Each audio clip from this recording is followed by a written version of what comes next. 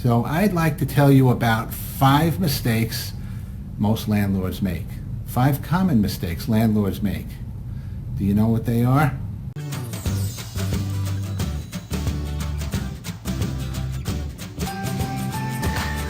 Today I'd like to tell you about 5 mistakes many landlords make, and they're very common mistakes.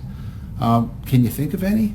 Well, one of them that most people fail to do, and it's one of the most common things I talk about all the time, is tenant screening. How many people actually verify the information on the rental application? That's a very important part of it. So verifying the information on the rental application is a very key part of tenant screening. You don't even need to get a credit report if you can eliminate somebody by verifying the information on the rental application. If they don't check out, that's it, off to the next one. So verifying the information on the rental application is a very key item in tenant screening, and most landlords don't even bother. They go straight to a credit report. If they even do that, you'd be surprised how many landlords don't check references. So that's mistake number 1. Another important mistake to avoid that many landlords make is not using state-specific landlord lease agreements. First of all, it's very important that you use a lease agreement with your tenants that is a landlord lease. I'm not talking about Office Max or Staples or a lease that was given to you by the real estate agency, because those leases are pretty generic and they're made to make both parties very happy. Good tenants don't mind. Good tenants are happy to comply with a good landlord lease agreement. And let's face it, there are a lot of pitfalls in being a landlord. So it's so important that you have a good lease agreement protecting you and your interests as the landlord. So the lease agreement is very important to have for your own protection. But it's got to be a landlord lease, and it's got to be able to have the landlord protection clauses in it so that you'll be ready for just about anything that can come up. Third mistake most landlords make. What do you think? Ignoring the properties. You need to stay on top of your rental situations. So ignoring your rental properties and expecting things to be on autopilot, it's great when they can be on autopilot, and that's what I strive for, to make things on autopilot as much as possible for you using the Landlord Protection Agency's forms. So having a great landlord lease is very important, but you don't want to ignore your properties, and autopilot is great, but it has to be monitored.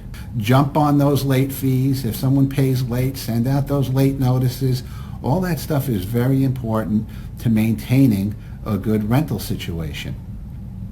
4 is failing to attack violations. You need to serve violation notices, late rent notices, other type grounds violation notices, all types of notices to notify the tenant that you're enforcing the lease. When they break a rule, they're not mowing the lawn like they agreed to, they're not paying the rent on time like they agreed to, they're not putting the garbage pails out on the days they're supposed to. Whatever silly thing that they may be violating, might be something serious. Maybe they have pets when they're not supposed to.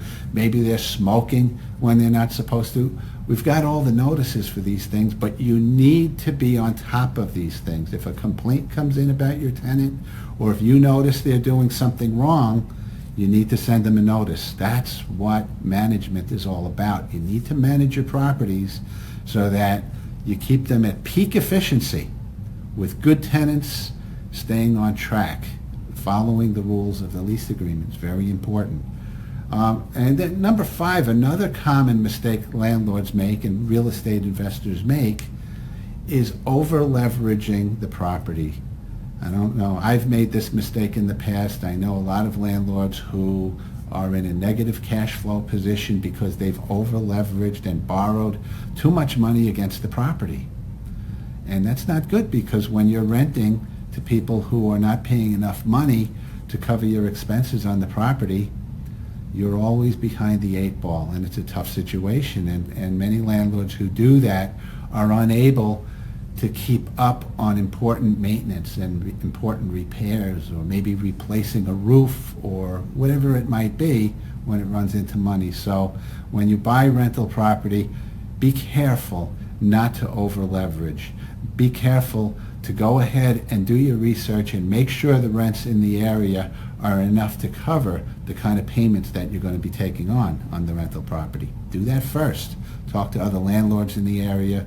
Be part of a landlord organization who can give you comparable listings on the rental properties and give you a better idea of what kind of rent you'll be able to depend on for that property.